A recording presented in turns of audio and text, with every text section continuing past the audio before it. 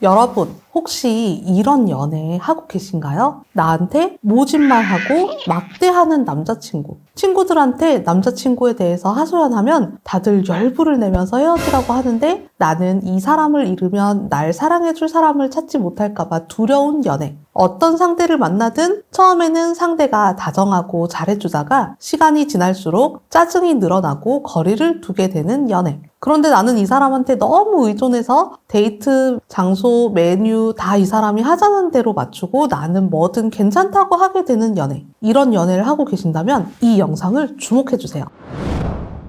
안녕하세요. 닥터케라입니다. 연애는 우리가 아름답고 섬세한 경험과 감정을 공유할 수 있는 특별한 경험이죠. 연인 관계에서는 일반적인 사회생활에서는 나타나지 않는 다양한 상호작용과 규칙을 적용하는 관계다 보니까 다른 사회생활에서 보이지 않는 모습도 연인에게 보이기도 하는 것 같아요. 사회생활 할 때 엄청 차가운 그런 도시 여자 이런 분들도 남자친구한테는 막 애교를 막 부린다든가 아니면은 뭐든지 자기가 알아서 척척 하는 사람도 남자친구한테는 이거 해줘, 저거 해줘 이렇게 의존을 하게 된다든가 이런 모습들도 보이게 되는데요. 원래 독립적인 성향의 사람들도 연인한테서는 의존하는 모습을 보일 수 있지만 원래 의존적인 성향의 사람은 더더욱 연인에게 과도하게 의존하는 모습을 보일 수가 있어요. 그런데 원래도 의존적인 성향이 문제였던 사람은 연애를 할 때 과도한 의존성으로 인해서 반드시 여러 위기 상황에 처하게 되는데요. 이 정도로 생활 전반에서 의존 성향이 두드러져서 여러 가지 문제를 겪는 경우에는 의존성 성격 장애라고 합니다.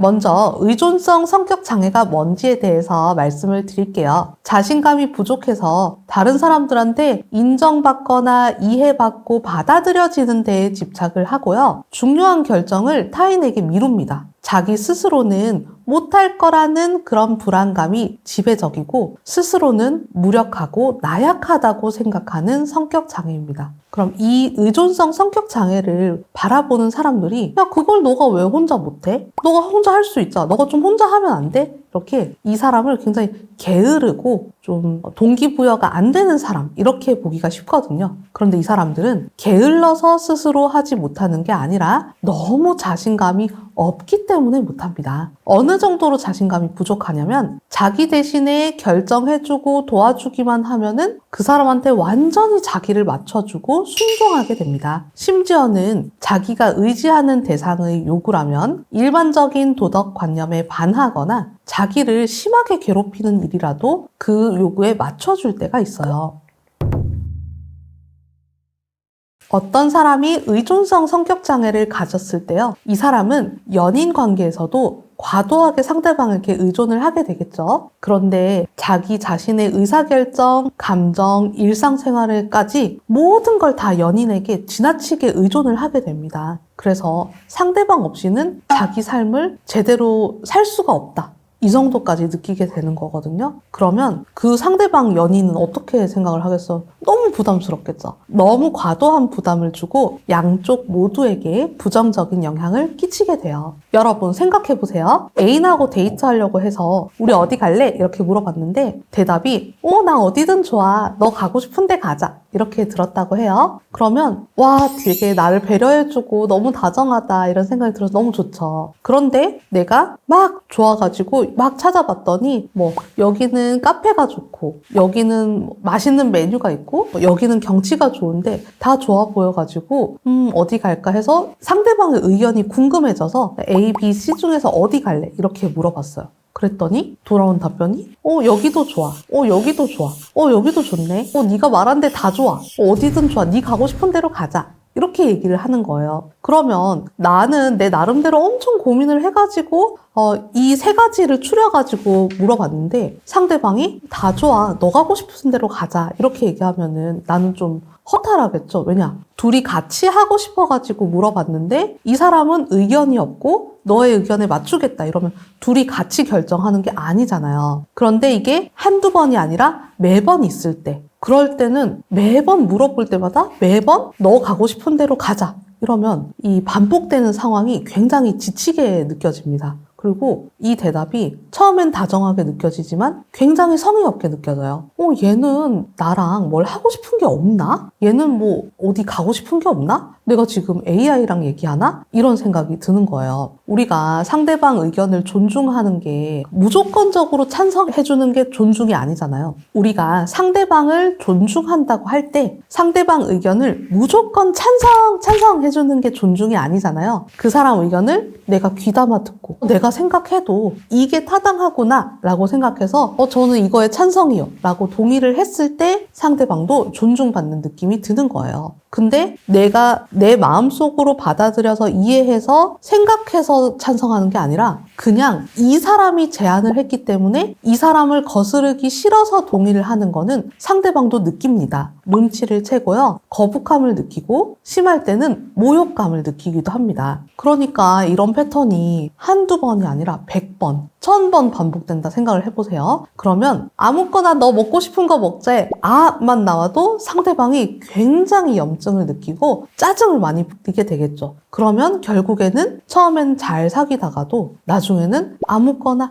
또 아무거나 이렇게 하면서 짜증을 부리는 그런 연인으로 바뀌게 될 수가 있는 거예요. 또 의존성 성격 장애가 있는 분들은 내가 의존할 상대가 없다? 그럴 때 굉장히 세상이 암울해집니다. 의존할 상대가 없어질 수도 있다라는 가능성이 아예 상상 범위 밖에 있어요. 그런데 일 때문에 남자친구하고 연락이 안 된다. 잠깐 동안 연락이 안 되더라도 의존성 성격장애 분들이 굉장히 불안을 느낄 수가 있습니다. 불안해가지고 내가 연락이 올 때까지 계속 카톡 보내고 또 틈나면 전화하고 계속 과도하게 연락을 하는데 상대방은 그게 집착하고 통제로 느껴질 수가 있는 거죠. 그러니까 나는 불안해가지고 그런 건데 상대방 입장에서는 이게 뭐야 나한테 막 전화를 100통씩 하네? 나한테 집착하는 거 아니야? 이러면서 굉장히 부담스러워서 상대방은 연락을 하고 집착을 해서 점점 피하려고 하고 또 나는 이 사람이 멀어질까 봐 불안하니까 자꾸 연락하고 자꾸 보려고 하고 한쪽은 도망가게 되고 한쪽은 추격하게 되는 서로가 피폐해지는 연애를 하게 되겠죠. 또 하나는 상대방을 착취하는 연애에 희생당하기가 쉬워요. 우리가 연애를 인성 시험 봐가지고 하는 게 아니잖아요. 착하고 예쁘고 이런 사람들끼리만 연애하고 살면 이런 문제가 안 생기겠죠. 그런데 나쁜 사람들도 연애를 하잖아요. 사람을 착취하는 성격, 잔인하고 비정한 그런 성격들을 가진 사람들 중에서 자존감이 낮은 사람들을 이용하는 그런 사람들이 많은데 자존감이 낮은 사람들을 이용하기 위한 가장 쉬운 방법이 뭔지 아세요? 바로 연애를 하는 겁니다. 자존감이 낮은 사람들을 한눈에 간파하고 착취하기 위해서 연애를 하는 경우가 있습니다. 그런데 이 타겟이 되기 쉬운 사람들이 바로 의존성 성격장애 분들이세요. 자존감이 낮은 상태이기 때문에 이런 사람들 타겟이 되기가 쉽고요. 또 의존성 성격장애 환자분들 특징이 뭡니까? 나를 떠나갈까봐 두려워가지고 계속 순종하고 참아주고 이런 게 특징이거든요. 한번 연인 사이가 되고 나면은 의존성 성격장애 환자분들은 나를 아무리 학대하는 사람이라도 헤어지자는 말을 쉽게 하지 못하기 때문에 굉장히 괴로운 연애를 할 수가 있습니다. 막 돈 내놓으라고 하면 막 돈도 내놓고요. 뭐 이렇게 막 밥 해주고 빨래하고 이런 나의 노동력 희생을 굉장히 막 아무렇지도 않게 강요를 하는데 힘들면서도 거기에 다 맞춰주고 친구들이 야 이런 사람이랑 왜 사귀어 빨리 헤어져 이렇게 얘기해도 이렇게 우물쭈물하면서 막 헤어지겠다고 확답을 못하고 계속 그치 막 이렇게 하면서 그냥 친구들하고 욕하더라도 그때뿐이고 다시 또 그 사람하고 계속 연애하는 그런 패턴을 겪기가 쉽죠. 그렇기 때문에 행복한 연애를 하기 위해서라도 의존적인 성격 문제를 고쳐야 되는 것이고 의존적인 성격 문제를 고치지 않고 연애를 하면 할수록 처음에는 건강했던 연애의 형태도 계속 가다 보면은 상대방이 굉장히 지치거나 짜증을 많이 내거나 나에게 막 대하게 되는 그런 연애 형태로 흘러가기가 쉬운 겁니다. 그러면 이런 의존 경향을 어떻게 해서 고칠 수가 있을까요? 첫 번째, 자기 자신의 의존 경향에 대해서 인식하고 받아들여야 합니다. 자기 자신을 돌아보고 어떤 상황에서 의존적인 경향이 나타나는 건지, 나는 왜 이런 상황에서 불안을 느끼는 것인지, 나는 왜 이런 상황에서 참아가면서 맞춰주고 있는 건지를 파악을 해야 합니다. 자기 자신의 문제를 깨닫는 데서부터 모든 문제 해결은 실마리를 얻고 갖고 출발점을 얻게 되는 거잖아요. 그러니까 내가 의존 경향이 있다는 거를 인식하는 데서부터 시작을 하면 돼요.